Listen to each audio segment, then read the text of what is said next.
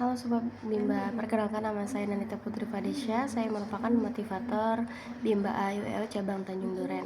Kali ini saya akan menjawab pertanyaan-pertanyaan mengenai bermain baca-bacaan dan mengenai teori Bandung. Yang pertama, jelaskan apa yang dimaksud dengan kegiatan bermain baca-bacaan. Kegiatan bermain baca-bacaan di Bimba AIUEO adalah aktivitas yang menggabungkan pembelajaran membaca dengan elemen bermain. Nah, tujuan utamanya adalah untuk menumbuhkan baca pada anak melalui pendekatan yang menyenangkan dan tidak membebani. Anak-anak mengenal huruf, kata, dan kalimat melalui berbagai permainan dan aktivitas interaktif. Yang kedua, jelaskan kegiatan apa saja yang termaksud dalam kegiatan bermain baca-bacaan. Nah, kegiatan ini meliputi mengenal huruf, membaca kata-kata sederhana, hingga membuat kalimat pendek. Selain itu, anak-anak juga bisa terlibat dalam aktivitas seperti permainan kata, membaca pendek, atau kegiatan seni yang melibatkan penggunaan kata. Pertanyaan ketiga, apa tujuan dari kegiatan bermain baca-bacaan? Tujuannya adalah untuk menumbuhkan minat baca pada anak-anak sejak dini. Melalui pendekatan yang menyenangkan, anak-anak diharapkan dapat merasakan kegembiraan dalam belajar, mengembangkan keterampilan literasi mereka secara alami. Pertanyaan keempat, kapan kegiatan bermain baca-bacaan dilakukan oleh motivator? Nah, kegiatan ini biasanya dilakukan selama sesi kelas berlangsung sebagai bagian rutin dari pro belajar di Bimba. Bisa juga dilakukan kapan saja sesuai dengan kebutuhan dan minat anak.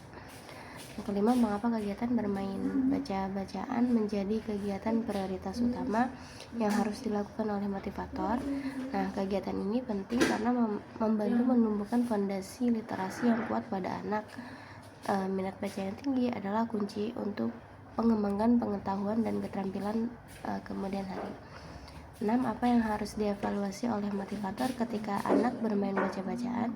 Motivator perlu mengevaluasi tingkat pemahaman anak terhadap materi yang dibaca, lalu serta perkembangan minat baca. Evaluasi ini membantu dalam metode pengajaran agar lebih efektif.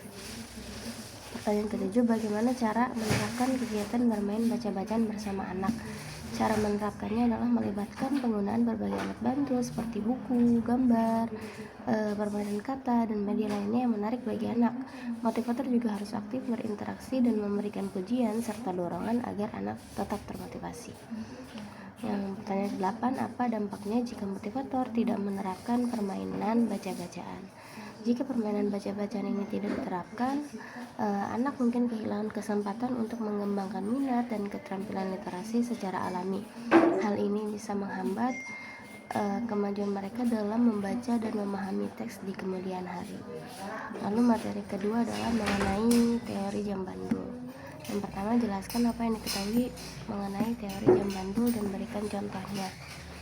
Teori jam bandul adalah konsep dalam pendidikan yang mengacu pada pergerakan minat perhatian anak yang bisa berubah-ubah seperti gerakan pendulan. Contohnya, seorang anak mungkin tertarik pada satu aktivitas tetapi kemudian beralih ke aktivitas lain yang lebih menarik perhatiannya. Pertanyaan kedua, apa tujuan penerapan teori jam bandul? Tujuannya adalah untuk memfasilitasi variasi dan perubahan aktivitas yang sesuai dengan minat anak, sehingga pembelajaran tetap menarik dan tidak monoton. Yang ketiga, kapan motivator menerapkan teori jam bandul? Teori ini diterapkan sepanjang sesi kelas, terutama saat anak-anak terlihat bosan atau tidak tertarik dengan suatu aktivitas. Motivator bisa mengubah aktivitas untuk menjaga keterlibatan anak. Bagaimana cara menerapkan teori jam bandul? Motivator bisa menerapkannya dengan menyediakan berbagai pilihan aktivitas dan membiarkan anak memilih sesuai minatnya. Ketika minat anak mulai menurun, motivator mengalihkan mereka ke aktivitas lain yang masih dalam lingkup pembelajaran. Pertanyaan kelima, bagaimana jika motivator tidak menerapkan teori jam bandul?